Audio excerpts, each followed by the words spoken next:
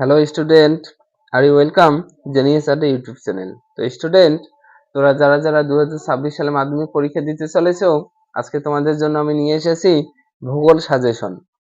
তো দেখো, তোমাদের অনেক স্কুলে টেস্ট পরীক্ষা হয়ে গেছে, এবারে কিছু কিছু স্কুলে এখনো টেস্ট পরীক্ষা হয়নি, ঠিক আছে?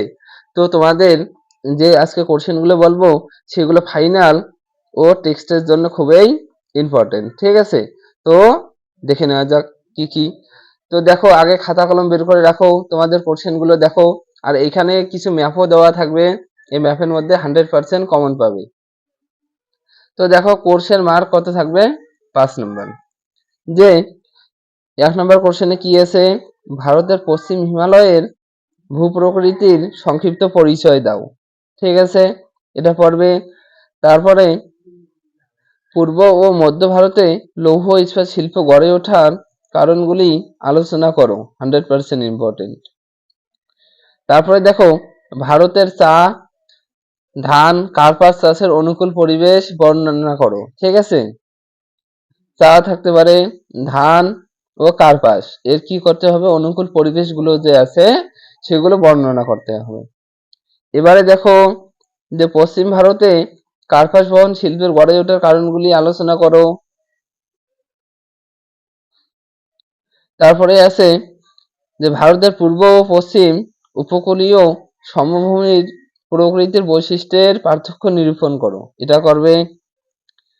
যে মধ্যগতিতে নদীর ক্ষয়কার্যের ফলে সৃষ্ট প্রধান ভূমিরূপগুলির চিত্র সহ আলোচনা করো, এটা করবে। তারপরে হিমবাহ ও জলধারার মিলিত সঞ্চয় কার্যের ফলে সৃষ্ট প্রধান ভূমিরূপগুলির চিত্র সহ বর্ণনা করো, সবগুলো 5 নম্বর, ঠিক আছে? এবারে যে পৃথিবীর নিয়ত বায়ু প্রবাহগুলির উৎপত্তি ও গতিপথ চিত্র সহ ব্যাখ্যা করো। তারপরে দেখো, যে বায়ুর ক্ষয়কার্যের ফলে সৃষ্ট প্রধান ভূমিরূপগুলি চিত্র সহ বিবরণ দাও। এর মতো প্রশ্ন ইম্পর্টেন্ট আর নাই, এটা আসবে পরীক্ষায়, ঠিক আছে? তারপরে দেখো, যে পৃথিবীর জলবায়ুর উপর সমুদ্র স্রোতের প্রভাবগুলি আলোচনা করো। ক্রান্তীয় মৌসুমী জলবায়ু অঞ্চল প্রধান বৈশিষ্ট্যগুলি আলোচনা করো।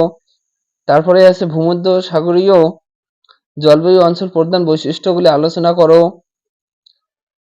সমুদ্র স্রোত সৃষ্টির কারণগুলি ও সমুদ্র স্রোতের প্রভাবগুলি আলোচনা করো। নদীর ক্ষয়কার্যের ফলে গঠিত প্রধান 3টি ভূমিরূপ চিত্র সহ আলোচনা করো, আসবে পরীক্ষায়। বায়ুমণ্ডলে উষ্ণতা তারতম্যের প্রধান 3টি কারণ ব্যাখ্যা করো। দেখো, পশ্চিম হিমালয়ের ভূপ্রকৃতির বিবরণ দাও, এটা পড়বে। তারপরে আছে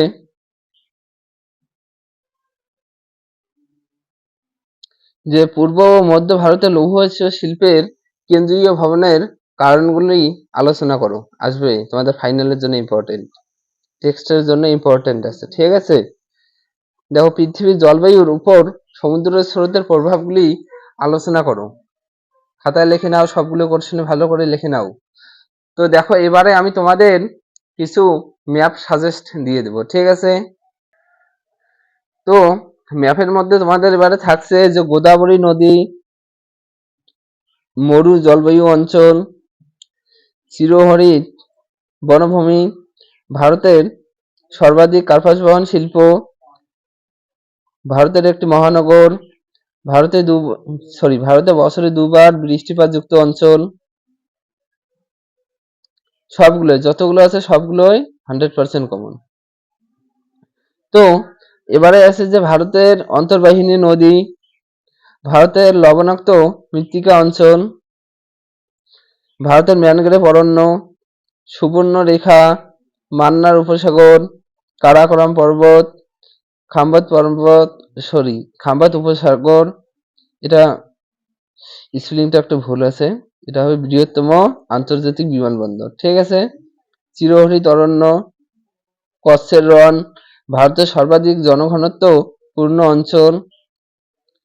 তারপরে করবে কৃষ্ণা নদী, অল্প বৃষ্টিপাতযুক্ত অঞ্চল, ঠিক আছে, নীলগিরি পর্বত,